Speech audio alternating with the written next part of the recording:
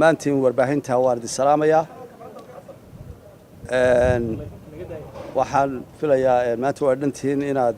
war weyn oo xisaab filayaa runtiina wuu yahay war weyn baa jira oo baahnaa anigoo ku hadlaya magaca wafdiga jamhuuriyadda Soomaaliland ee uu madaxweynuhu hogaaminayay ee ka yimid dalka Itoobiya waan idin salaamayaa ummadda reer Soomaalilandna waxaan jeclahay inaan salaamo halkan magaca wafdiga ku salaamo wafdiganu sida aad la wada socotaan waxa ujeedadiisu ahayd ama uu anbabaxay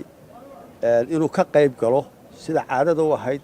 sanad walba shirka Afrika ee guud ee golaha maxaato Afrika isugu yimaado waynu ka qayb qaadanaa waxaanuna u tagnaa qadiyadda Soomaaliland sidii looga hawlgeli lahaa ee diblomaasiyad ahaan iyo siyaasad ahaan iyo loo faafin lahaa loo baahin lahaa ee looga dhaadhicin lahaa dadka maxtaqaanaa Afrika iyo intii ay xiriiradu naga dhaxayaan iyo dano ujeedada shirka loo tagay sidaas ay ahayd shirka markii hore waxa tagay aniga iyo shakhsiyaad kale oo iyo maxaato reer Soomaaliland iyo safaaraddeena joogta Addis Ababa muddo markuu socdayna waxa noo muuqatay in uu ka miisaan weeyahay oo culays badan iyo miisaan badan oo intayadii halka markaa joogtay ka balaaran in loo baahan yahay sidaa daraadeed ayaan madaxweynaha ugu yeeray madaxweynuhu si degdeg uu ku soo baxay 12kii subaxnimo la soo hadlay 6:00 galabnimona maqribkiina Addis Ababa ayuu joogay isagoo markaa dareemay baahida halka loo qabo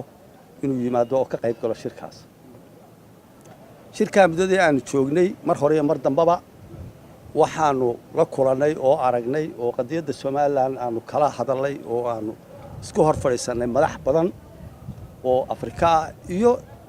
dad badan oo kale oo caalamka oo ka soo qayb galay shirka ama maxaato goobjoog ka ahaa madaxweynayaal hadday tahay wasiir hadday tahay laamaha maxaato madasha golaha Afrika hadii ay tahay iyo hay'ado kale oo caalami oo fara badan ayaanu halka kula kulanay aanu ka wada hadalnay qadiyadda Soomaaliland ilaahay mahad ka gaadho waxaan u aragnaa shirkaasi inuu guul aanu ka gaadhnay oo danihii aanu kala hayn ama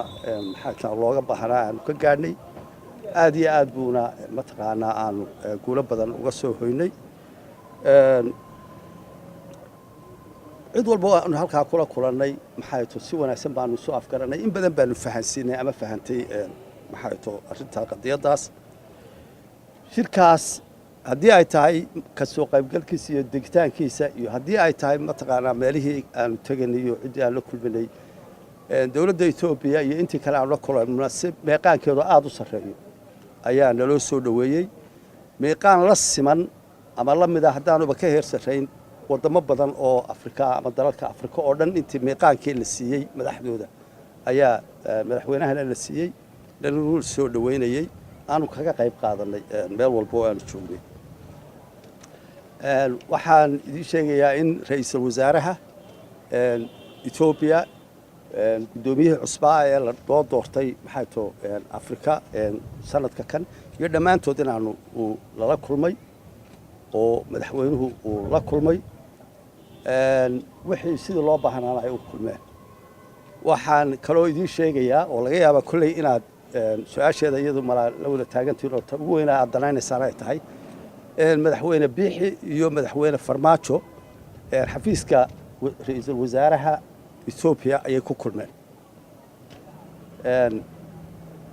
madashaas waxay ahayd meel madaxdii Afrika oo dhamme ay imaanaysay oo lagu wada marti qaadayay markii Afrika shirkii dhamaaday madaxdu way si macsalaameysay waa la sii arkayay waa la sii bogaadinayay waa la ballamayay sidaas ayuu madaxweynuhu ku tagay madaxweyne Farmaajo markaas meeshuu isagu iyo sidaas isaguna ku yimi sidaas ay isku arkeen warkaasuna intaas uu ku koobay oo aan ku dhaafayna